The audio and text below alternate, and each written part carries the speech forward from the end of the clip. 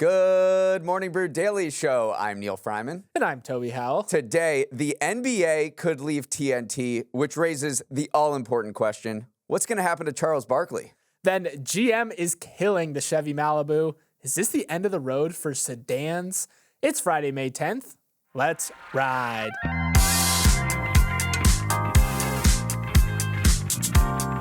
I want to close the loop on the Apple ad you may have heard us talk about yesterday. Apple put out this advertisement for their new iPad this week that showed an industrial press crushing things like instruments, art supplies, cameras, and other symbols of artistic expression until eventually all that remained was their new sleek device. Discourse ensued. Customers got real angry saying the ad was anti-Apple. It's celebrating destruction of art by soulless technology, and Steve Jobs would never have let something like this happen. Well, the discourse may have won out because yesterday, in a pretty unprecedented move, Apple issued an apology and said the ad wouldn't air on TV as planned. Neal, companies, let alone Apple, they don't walk back ads very often. Not typically. I mean, I'm remembering the Peloton Christmas ad from a few years ago that was a similar debacle. But you could say for Apple that this was pretty much a huge success because this video was viewed 53 million times. So maybe they looked at their metrics that they were trying to hit on the ad and they're like, we would never have guessed that anyone would have seen this over 50 million times. So, maybe we don't even need to pay all this money for it to go on TV. Obviously, it was a huge PR disaster, but I do think in a few weeks from now, no one's going to remember this. Another wrinkle to this controversy is that someone found an LG ad from 2008 that was essentially the same ad, bunch of art supplies being crushed by an industrial press. But at that time, it felt revolutionary because it was cool that you could put all that stuff into a phone. These days, it's not as cool and it feels a lot more soulless. So many wrinkles to this, so much discourse, but I think the bookend of it was that maybe it was successful. Now we want to tell you about the Wendy's Cinnabon pull-apart. I have had multiple people text me about these ads asking, Toby, have you guys actually eaten it? Have we eaten it?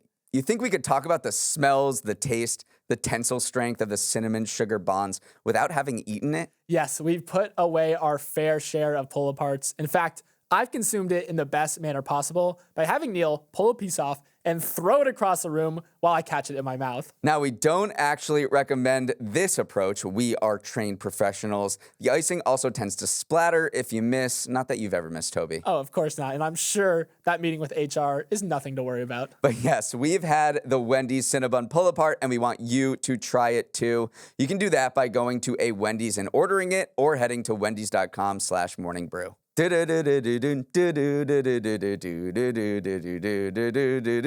you recognize that song? Maybe you don't because I sang it so badly. But it is the iconic theme for NBA on NBC, and soon it could be returning to a TV set near you. And that's because the NBA is in the final stages of negotiating its next media rights contracts, which might lead to major changes in how and where you watch the league. Commissioner Adam Silver is aiming to split games between 3 partners. 2, Disney and Amazon, seem locked in, but that undecided third spot, now there's some intrigue. Right now, 2 bidders are duking it out. NBC Universal and Warner Brothers Discovery, which owns TNT and currently airs NBA games. NBC has offered to fork over $2.5 billion per year, more than double the $1.2 billion Warner Bros. Discovery currently pays. And as it stands, NBC appears to be in the lead to secure the deal. And the main reason why? Well, Warner Bros. Just can't afford to outbid it. NBC is owned by Comcast, that giant with a market cap of $150 billion. Warner Bros. Discovery is worth just $18 billion, and it's also in the middle of a severe cost-cutting drive. So if NBC ultimately wins the NBA rights, it'll mean the return of that beloved theme song, but also the end of TNT's Inside the NBA studio show, which is considered one of, if not the best sports shows on TV. And if that happens, the star of Inside NBA, Charles Barkley, would become one of the most sought-after media-free agents in decades. Lots at stake here. Lots at stake. Charles Barkley 100% understands what's at stake too, because when he was negotiating his contract, he signed a 10-year deal a few years ago, and he knew that this rights battle was heating up. And in doing so, he put a clause in his contract that let him opt out if TNT does, in fact, lose the rights to the NBA. So he saw this on the horizon, and he knows that he can command a premium price. People are already kind of speculating that he could command a deal that rivals the Tony Romos, the Tom Brady's of the world. Remember, Tony Romo has a 10-year, $180 million deal with CBS. Tom Brady signed a 10-year, $375 million deal with Fox. The rumor on the street is that Charles Barkley could fetch somewhere in the $18 to $20 million a year range. He's just that compelling and that big a star right now. These guys are making way more than they ever did playing actual sports. But can we just talk about also one of these partners here, which is Amazon, and that appears to be pretty much a go that the NBA is going to give a bunch of its games to Amazon. And 5 years ago, this would have sounded crazy that a streaming company would be able to buy all of these sports games, these live sports. But now we just kind of take it for granted. And Apple has MLS, and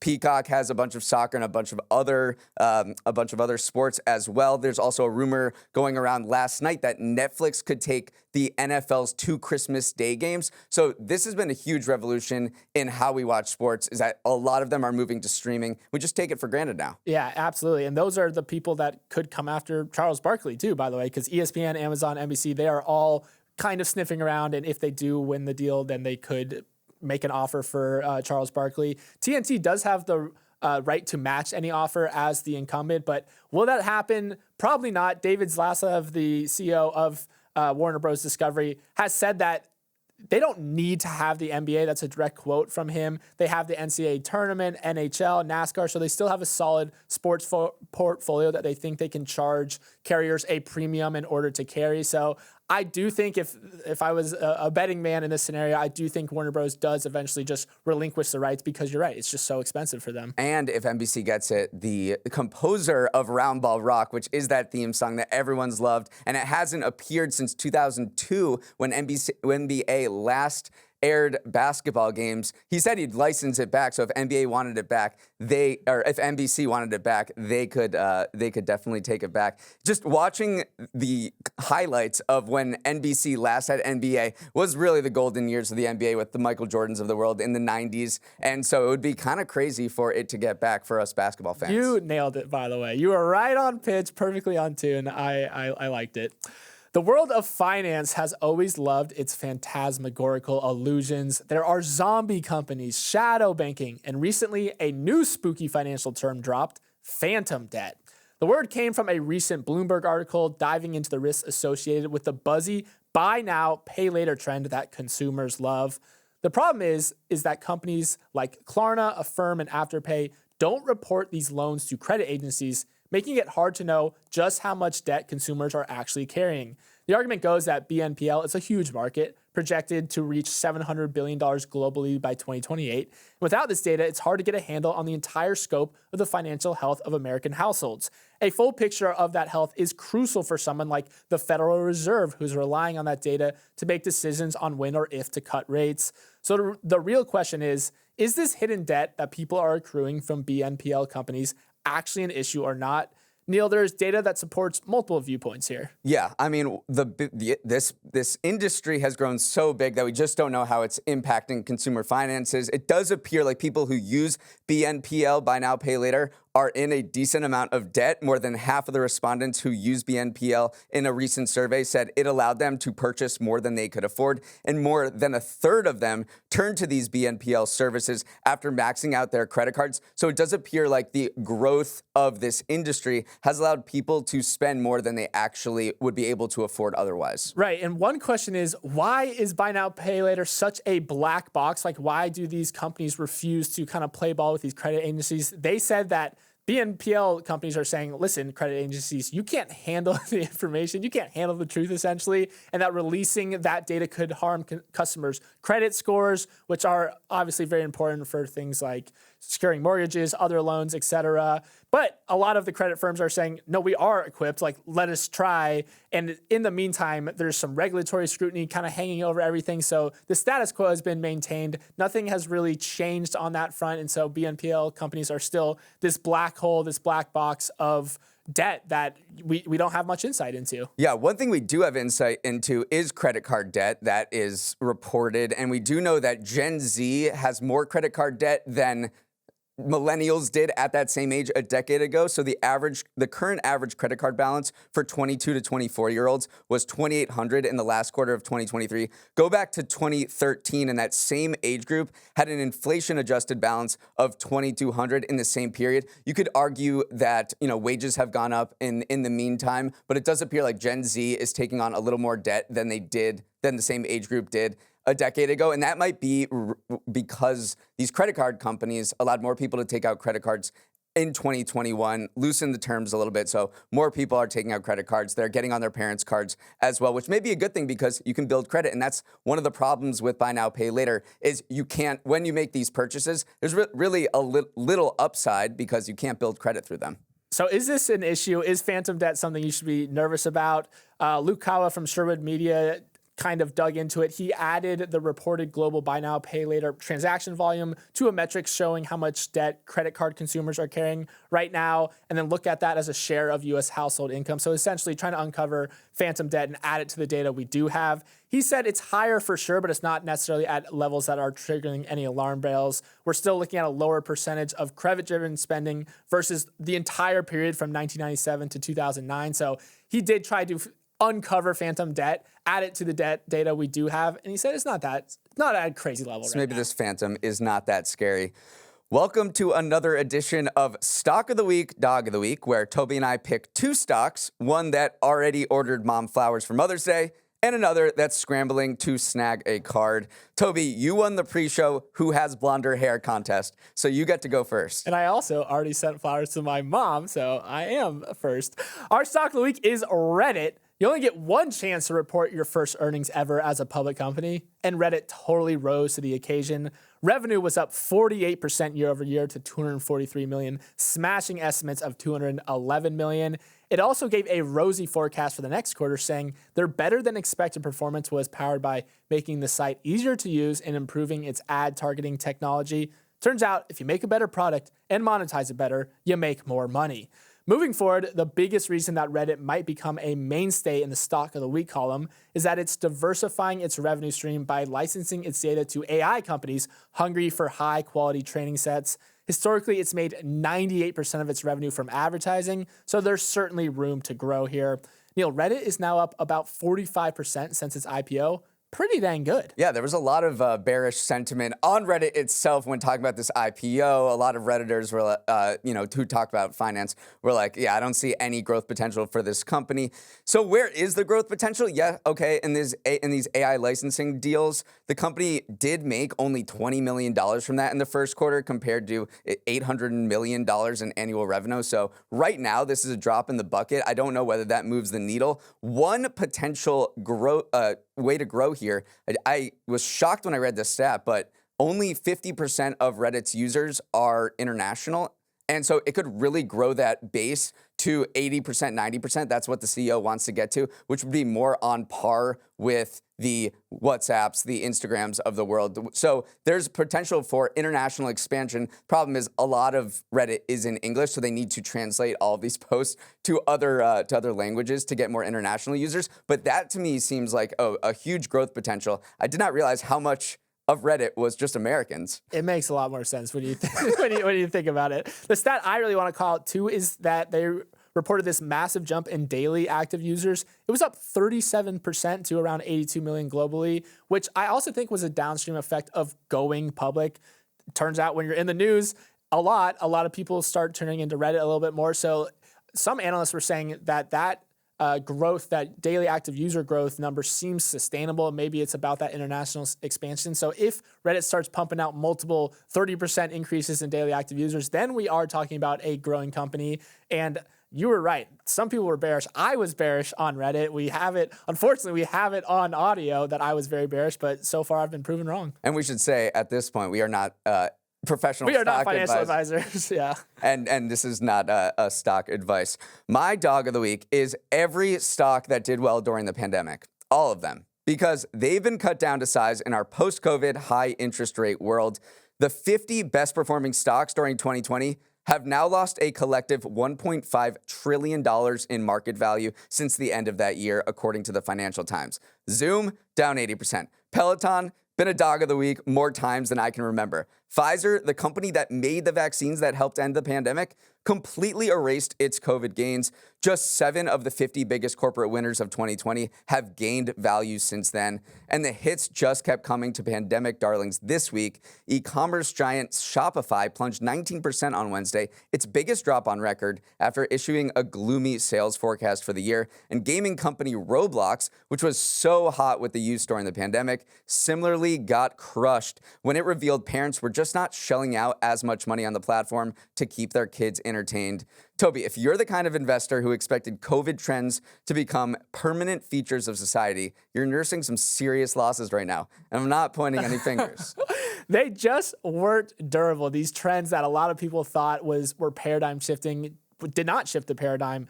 Video calls, online shopping, the gaming numbers we were seeing, the vaccine numbers we were seeing, none of these were actually things that expanded beyond that specific period. And we're, of course, seeing a lot of these valuations just get a massive haircut. I was actually surprised at the Tesla figures because Tesla was one of the biggest winners of 2020. Its stock jumped 780% over that period. Right now, it's only slipped. It reached a $669 billion valuation by the end of December of 2020. It slipped back to $589 billion. With all the negative and bearish Tesla news, it's only down around 11%. Well, it was worth $1 trillion at one point. It did get up. I mean, I'm talking about specifically the 2020 period, so it did have another run up from that. But if you just zoom out and put it in perspective, Tesla is still around that same 2020 number. So that was just one of those figures that I thought it would have taken a bigger haircut, but it's been a little more durable than we thought. Cybertruck. Up next, what is going on with the Miss Universe pageants right now? Let me fill you in on the drama that is filtering through the Miss USA and Miss Teen USA pageants right now. Both reigning champions resigned within a few days of each other this week, citing mental health and differences in personal values. But it goes deeper than that. Miss USA, Noelia Voigt, posted a long, heartfelt message on her Instagram announcing her decision, but sharp-eyed commenters immediately pointed out that the first letters of the sentences in her statement spelled out, "I am silenced." Then just days later, Miss Teen USA, Uma Sofia Srivastava, also resigned, but no hidden messages were uncovered. On top of that, a former social media director, Claudia Michelle, also announced her resignation over the weekend, saying that she is ready to speak some truth because she's not under an NDA. This comes on the heels of rumors that the 2022 pageant was rigged and the sale of Miss Universe organization, which operates both pageants, to a Thailand-based company, JKN Global, for $20 million.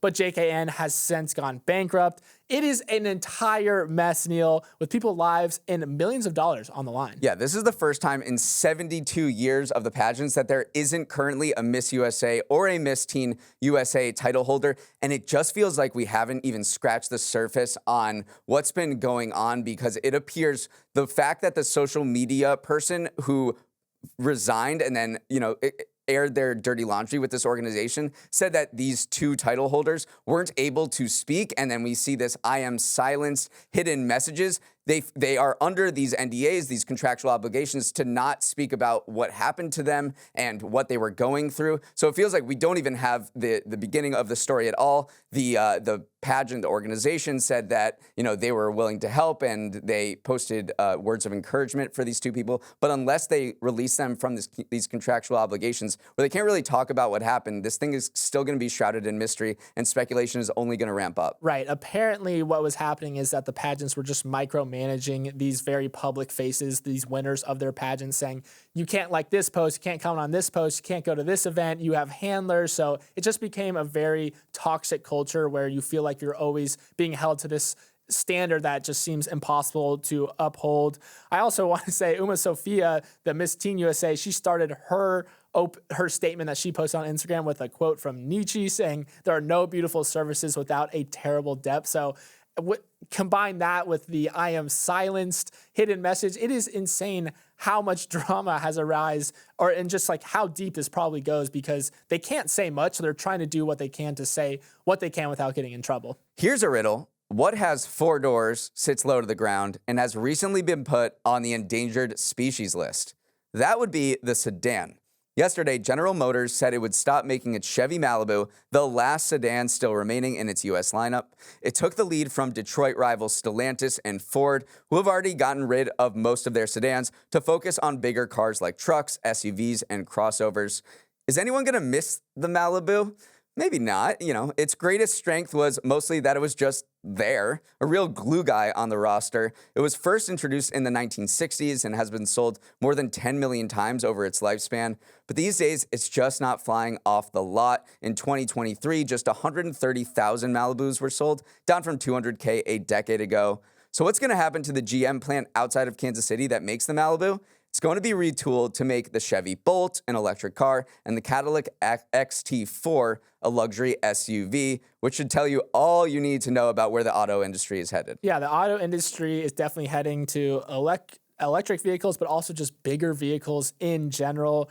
Traditional cars, which are vehicles that are not SUVs, trucks, or vans, make up just around 20% of U.S. auto sales at this point. So this is not a growing industry by any means. There's a lot of reasons why sedans are losing popularity. One of the primary reasons that people used to want sedans was that they were lower to the ground, but a lot of people are younger and adventurous people. They don't necessarily care about that. The height with which to climb into their car is what they want is a SUV or a crossover that can fit their surfboard, that can fit their golden doodle, that they can go adventuring in, and that is a little bit more stylish. So you just see the shift in consumer preference, and the auto industry is meeting consumers where they're at right now. Yeah, plus it's more profitable for these companies, these auto companies, to make SUVs. I think it's easier to get into it's much easier to get into an SUV by stepping up, and people like having that height with which to drive and kind of look down at the road, feel like they're a little bus driver, instead of looking up as these sedans or muscle cars or these sports cars have typically. Yeah, there's safety issues as well. A bigger car is safer as well. And if everyone else has a bigger car on the road,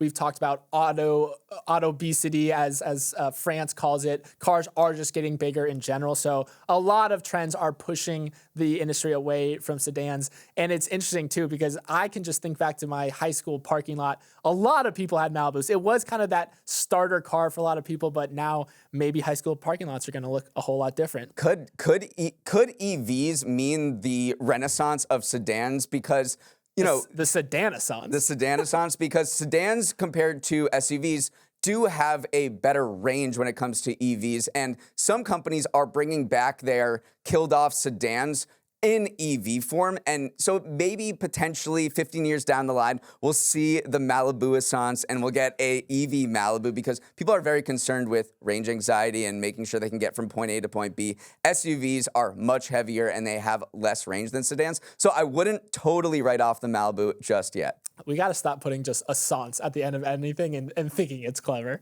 I'm sure you've had a bad boss once or three times throughout your career, but Qu Jing, the head of PR and communications at China's version of Google, Baidu, is up there with the very worst. There's been a national outcry after some controversial comments of her endorsing and glorifying a tough workplace culture started circulating on social media.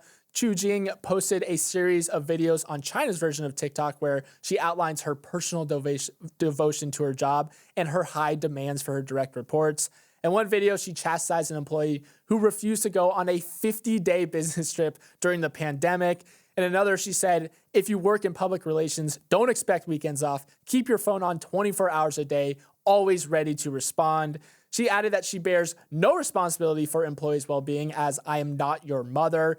Neal, it was a lot and it was bad. These videos hit a nerve with a younger audience in China who are already well aware of the culture of overwork that dominates, especially the tech industry. A China tech analyst told CNN, this is what the bosses are thinking, and she was just merely saying it out loud. You can see where the outcry is coming from. What's crazy to me is these videos didn't get leaked. She posted them. So she clearly did not read the room. She thought that the way of doing business that maybe she grew up with or that had existed in China for the past few decades of this really hustle grind culture just is not resonating with the people currently. And the fact that she posted them just shows that she did not read the room and that there's been a sea change in culture over the past few years where people are like, we're fed up with this system that absolutely wrings us out, and we can't, don't have energy to do anything else. Technically, China's labor laws say a standard work week is 8 hours long with a maximum of 44 hours a week. But then you have to contrast that with some of the comments that Jack Ma, the founder of Alibaba, said back in 2019, where he was glorifying the 996 method, which is where you work from 9 a.m. to 9 p.m. 6 days a week. And so that was like another kind of turning point in a lot of Chinese culture, saying that maybe our work culture is something that is not to be celebrated. I can't help but compare it recently to, remember, we just had a kind of work culture moment too in the US where a Bank of America analyst worked multiple 100-hour weeks back to back and ended up dying. Whether those two are related is still up for interpretation, but there are these kind of reckonings going on across countries, across cultures right now, saying maybe our relationship with work is not as healthy as it should be. Well, on that happy note, it is Friday at least. That is our show. You don't have to work after today, this afternoon, hopefully. Thanks so much for listening and have a great weekend, and obviously happy Mother's Day to all of the moms listening to Morning Brew Daily. We're off the air for the weekend, but our inbox is always open, so send a message to morningbrewdaily@morningbrew.com. Let's roll the credits. Raymond Liu is our producer. Olivia Graham is our associate producer. Uchenna Ogu is our technical director. Billy Menino is on audio. Hair and Makeup Can't Stop Humming the NBA on NBC theme. Devin Emery is our chief content officer, and our show is a production of Morning Brew. Great show today, Neal. I wish you all well.